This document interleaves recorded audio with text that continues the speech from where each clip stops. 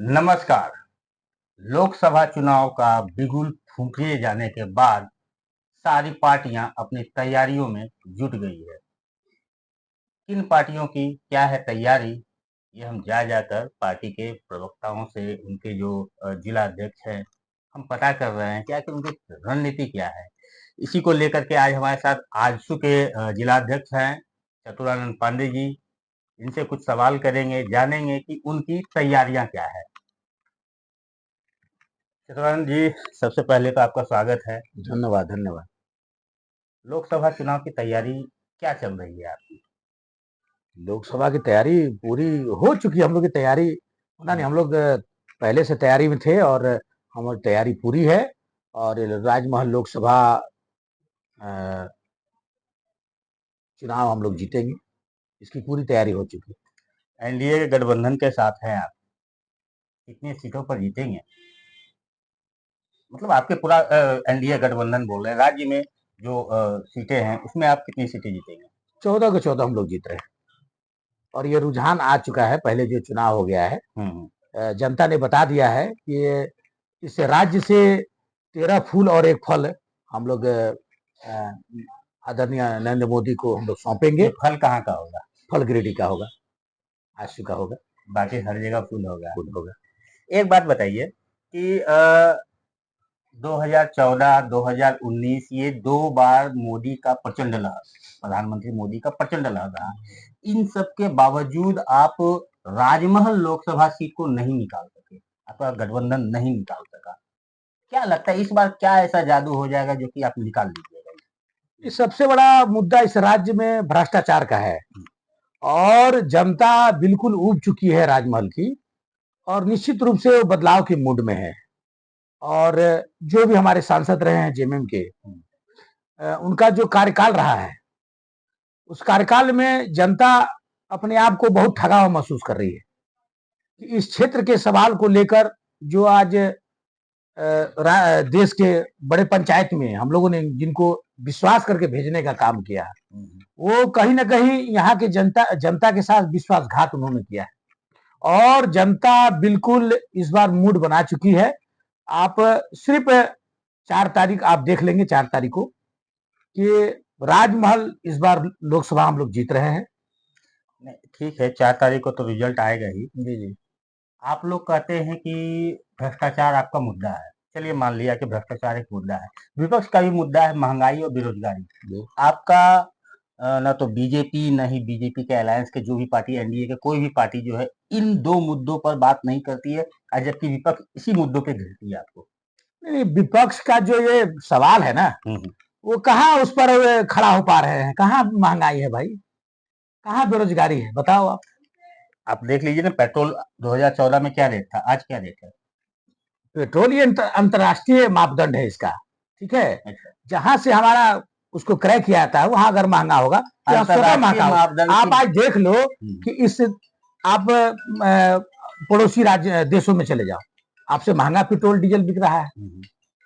लेकिन अंतर्राष्ट्रीय मापदंड का आपने बात किया, अंतर्राष्ट्रीय बाजार में पिछले दिनों काफी कम, एकदम लोअर प्राइस में पेट्रोलियम पदार्थ मिल रहा था, इसके बावजूद भारत में दाम कम नहीं हुआ।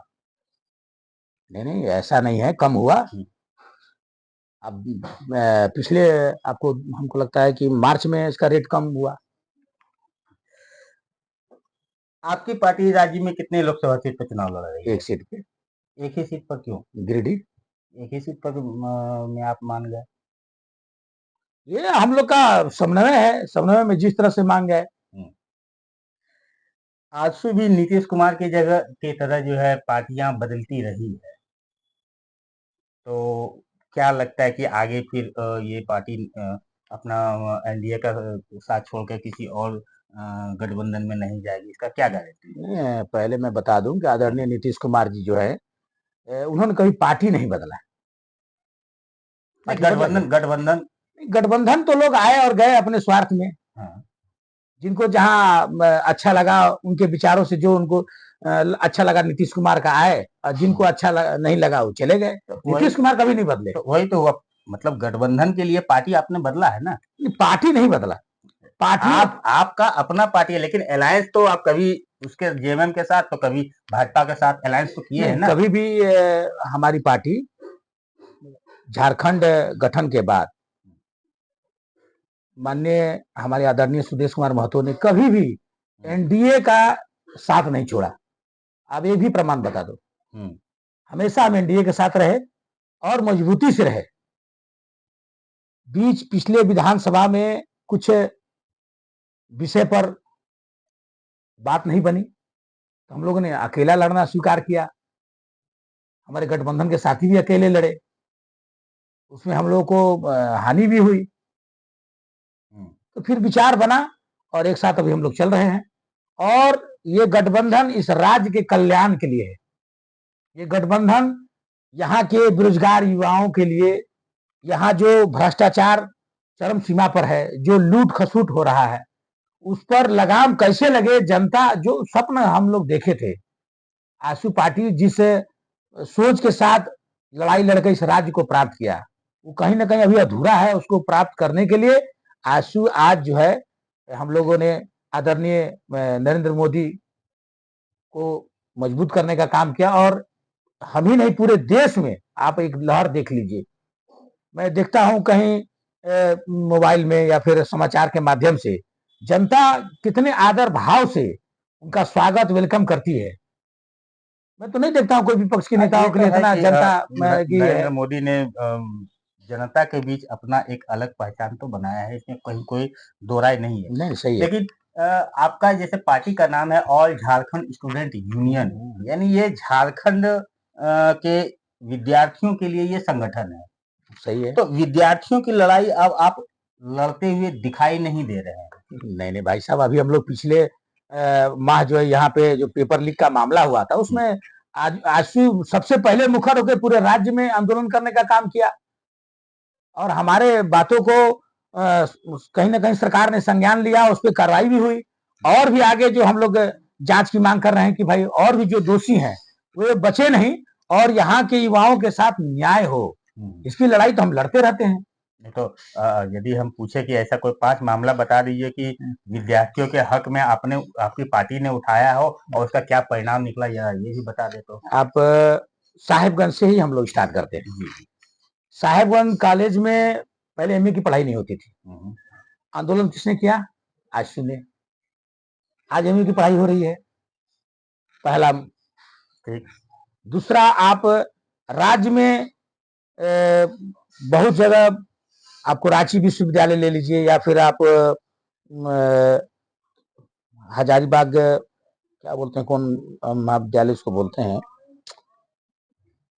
मैंने जितने भी महाविद्यालय में विद्यार्थियों के हित के लिए आप हमेशा लगातार देखेंगे कि आशु के कार्यकर्ता हमेशा सक्रिय रहते हैं और मुखर होकर उनका समर्थन में आवाज उठाते रहते हैं। अच्छी बात है। आपने पेपर लीक का मामला अभी बताया कि पेपर लीक मामले में आपकी पार्टी ने आवाज उठाया। पेपर लीक मामला तो विपक्षियों का भी है, वो आरोप बीजेपी पे एनडीए पे लगाती है। यहाँ राज्य में हुआ तो ठीक है, यहाँ के राज्य सरकार आपके लिए दोषी है। अन्य जगह पे जहाँ पे बीजेपी की सरकार है वहां पे भी होता है, उस पर क्या कहेंगे आप? शायद आप उत्तर प्रदेश की बात कर रहे हैं क्या? आप सोच सकते हैं।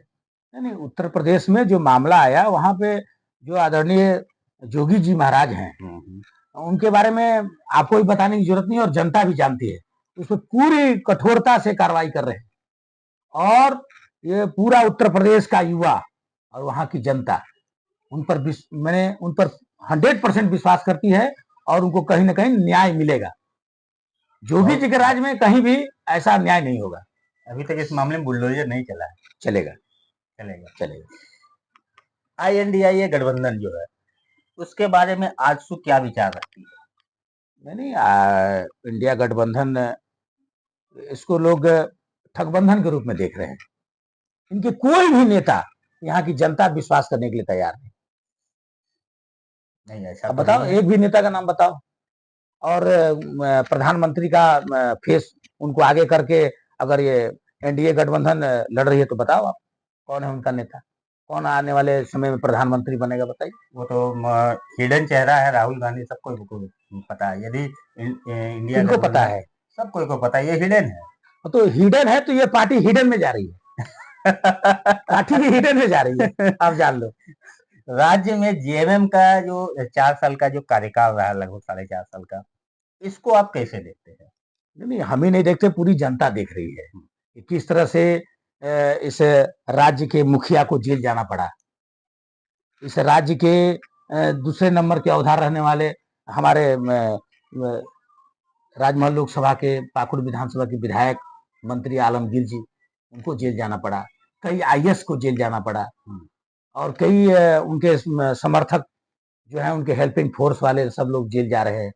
तो ये तो पूरा जनता देख रही है किस तरह से इस राज्य को लूटा गया है। ये तो इसी चीज को तो मौका बना रही है ना उनकी धर्मपत्नी जो है कल्पना सोरेन, वो तो सिंपैथी गेन करना चाह रही है, उसी के आधार पे वोट मांग रही है।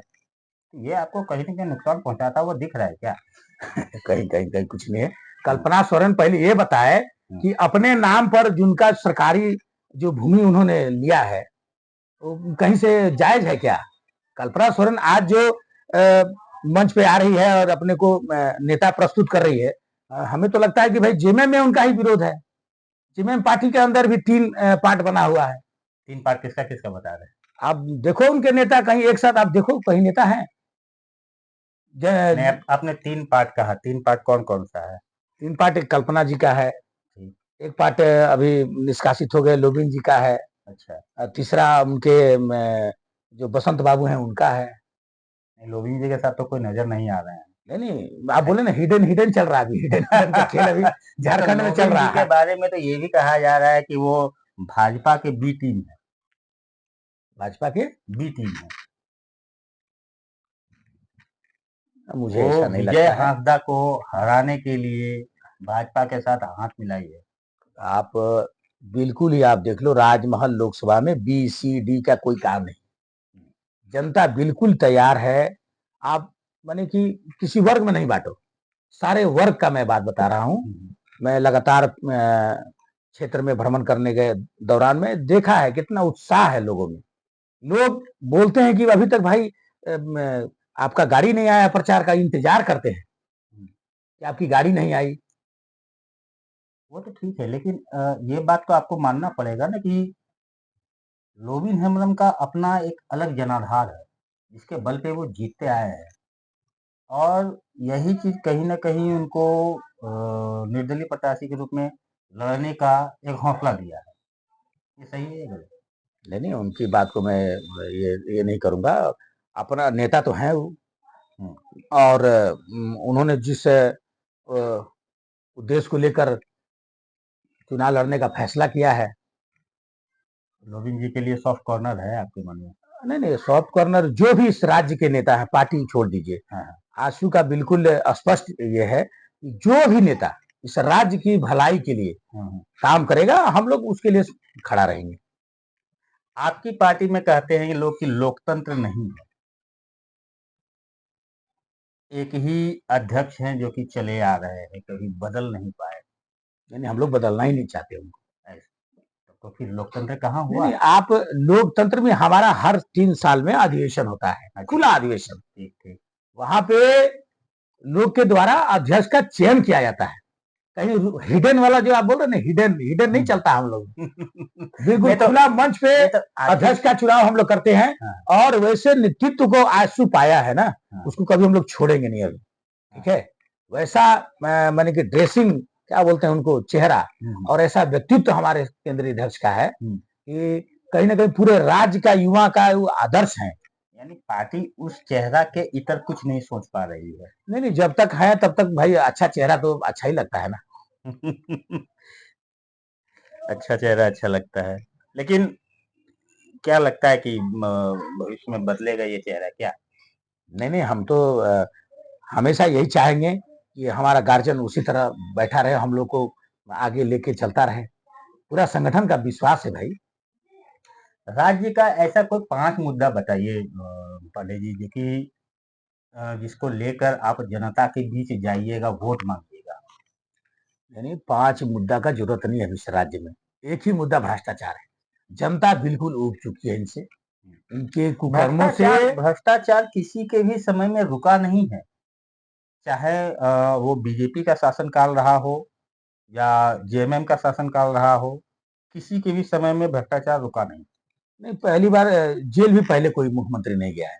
हाँ, वो भी सही है। वो तो सारे लोग आरोप लगा रहे हैं आपके ऊपर कि आप लोकतंत्र को ही खत्म करना चाहते हैं, संविधान बदलना चाहते हैं।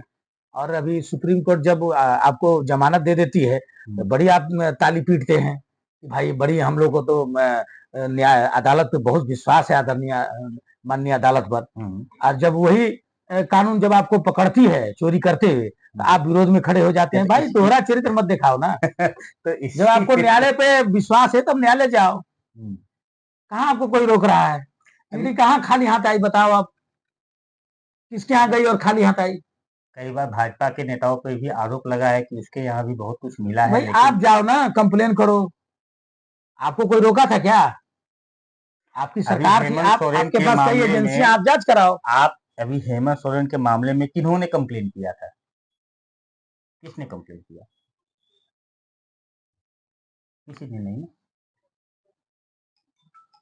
नहीं, देखिए, कंप्लेन जहां तक बात है, जो देश की स्वतंत्र एजेंसियां हैं उनका काम यही है तो वही भ्रष्टाचार पे लगाम लगाए। वही चीज सेम भाजपा के नेताओं के ऊपर भी क्यों नहीं हो सकता है? नहीं तो पहले इसको आवाज भी तो दूसरा कोई नहीं उठाता। जैसे आप विपक्ष आज बोल रही है कि लोकतंत्र नहीं है, कहाँ हम लोग बोलते थे कि लोकतंत्र नहीं है? हमें तो पूरा लोकतंत्र पे विश्वास है, यहाँ के संविधान पे विश्वास है, यहाँ के कानून पे विश्वास है, माननीय अदालत पे विश्वास है। हम कहाँ विरोध कर पा रहे हैं? एक अंतिम सवाल है, लगता है फोन को ज्यादा रखा है। एक अंतिम सवाल है कि राजमहल लोकसभा क्षेत्र का ऐसा कोई दो ज्वलंत मुद्दा जो कि यदि आपकी सरकार बनी तो आप उसको टारगेट करके खत्म कीजिएगा। पहला तो सबसे बड़ा मुद्दा है यहाँ खास महल का। उसको, ये काला कानून है, उसको समाप्त करना बहुत जरूरी है। दूसरा बात है जो इस जिला को लोग धर्मशाला बना दिए हैं, उस पर मतलब बाहरी लोगों का बहुत ज्यादा, आप देखेंगे नया नया भौगोलिक स्थिति यहाँ का बदलते जा रहा है, डेमोग्राफिक चेंज, यानी बांग्लादेशी हाँ, उस पर रोक लगना चाहिए। यानी आप ये मानते हैं कि साहेबगंज में बांग्लादेशी घुसपैठिया आए हुए हैं, यहाँ बसे हुए हैं? नहीं, अगर कहीं बात उठी है तो सच्चाई तो कहीं है, उसमें जांच होना चाहिए। जांच आप क्या मानते हैं? नहीं नहीं, हम मान रहे हैं कि जो यहाँ पे जो लोग आवाज उठा रहे हैं और जो मैं देख पा रहा हूँ जिस तरह से ये चेंज होते जा रहा है, यहाँ का आदिवासी, यहाँ का मूलवासी खतरे में। आप देखेंगे कि पहाड़ पे लोग नए नए बस्तियां बस रही हैं आदिवासी जोन पे। पूरा जो सीएनटी एसपीटी का जो ये सरकार जिस मुद्दे को लेकर यहाँ तक पहुंची थी, आदिवासियों की, भोली भाली आदिवासियों का उनका समर्थन लेकर जो आज तक अभी इन्होंने मलाई खाने का काम किया है, और जो उनका सीएनटी एसपीटी जो उनका कवच है, रक्षा कवच है, उसको भी भेदने का इन्होंने पूरा काम किया है।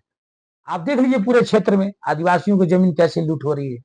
हो रहा है साहेबगंज का, और यहाँ संख्या घट गया भाई साहब, संख्या घट गया। लोकसभा में सबसे बड़ी संख्या किसकी है बताओ आप? पहले सबसे बड़ी आदिवासियों की संख्या थी, आज अब देखो कहाँ चले गए वो लोग। लगातार उनका हरास हो रहा है। जिम्मेदार कौन? जिम्मेदार सरकार है। जेएमएम की सरकार कितना साल रही राज्य में? बहुत साल रही। आप देखो अब गुरुजी रहे, लगता है कि ज्यादातर तो बीजेपी का ही शासन रहा है। बीजेपी का सरकार रहा तो बीजेपी के राज्य में इस तरह से लूट खसोट नहीं हुआ, कहीं आदिवासियों का ये शोषण नहीं हुआ। घुसपैठिया का मामले में क्यों नहीं राज्य सरकार ने रोक लगाई जब बीजेपी? मुझे लगता है कि 1992 में, शायद मैं सही बोल रहा हूँ या गलत बोल रहा हूँ, लेकिन मुझे लगता है 1992 में एक राज्य सरकार की एक जो एजेंसी है, उन्होंने आगाह किया था सरकार को कि आपके यहाँ जो है पड़ोसी देश से लोगों का लगातार घुसपैठ हो रहा है और ये इसमें बहुत बड़ा सिंडिकेट काम कर रहा है। इसके बावजूद जब 2000 में आपकी सरकार बनी, बीजेपी के साथ गठबंधन की जब सरकार बनी, तो आपने इस पर कुछ नहीं किया। नहीं, आप इस पे पूरी जांच, बाबूलाल जी पहले मुख्यमंत्री थे, उन्होंने इस पे संज्ञान लिया, उस समय यह रुका। मैंने जो सिंडिकेट वाले थे उनको भय हुआ, जब ये सरकार बीजेपी की हमारी सरकार नहीं रही, एनडीए की सरकार नहीं रही, जब जेएमएम का जब भी सरकार आता है, बहुत ज्यादा उनके लिए दरवाजा खोला जाता है, उनके लोग उनके सपोर्ट में लगे रहते हैं। ये तो जांच का विषय है। एक और मामला आपने उठाया अभी, खास महल का। कई बार कोशिशें हुई है झारखंड निर्माण के बाद से, कम से कम बीजेपी जब सत्ता में आई है तब तक उन्होंने बात कही है इस मुद्दे पर, लेकिन इसका हल अभी तक नहीं निकल पाया है। क्या लगता है आगे निकल पाएगा, या फिर ये क्या बोलता है वो एक नासूर बना हुआ रहेगा? क्या सवाल था? खास महल का मुद्दा को लेकर, खास इसको महल का नहीं हटाया जा सकता है? नहीं, ऐसा नहीं है। इस बार अगर जनता चाहेगी, इस राज्य में अगर एनडीए की सरकार बनी, तो पहला जो इशू होगा, मुद्दा होगा, और जो हम चाहेंगे कि इसका समाधान हो जाए, वो खास महल होगा। पहला मुद्दा रहेगा खास महल होगा। इसके लिए आजसू बिल्कुल माने कि जो भी करना होगा करेगी आजसू, यहाँ की जनता के हित के लिए। और हम तो आंदोलन का, हमारा आंदोलन से ही जन्म हुआ। आप तो आंदोलन पुरुष रहे हैं बहुत पहले से, हम लोगों को पता है। और एक मामला है, दिल्ली का मामला है, स्वाति मालीवाल का। क्या नजरिया रखती है पार्टी, गठबंधन आपका और आप खुद? स्वाति मालीवाल वो राष्ट्रीय मामला हो गया, ये सब बड़े नेता राष्ट्रीय लोग मामला से तो पूछेगा। है, लेकिन ये कहीं ना कहीं एक परसेप्शन बनाने में तो काम आता ही है। न्यूज में मैंने देखा है बहुत विषय, उस पर गंभीरता से हमने ये नहीं किया है। चलिए ठीक है, धन्यवाद। तो हमारे साथ है चतुरानंद पांडे जी, आजसू के जिला अध्यक्ष। और अगले वीडियो में फिर और किसी शख्सियत के साथ मैं सुभाष कुमार। धन्यवाद।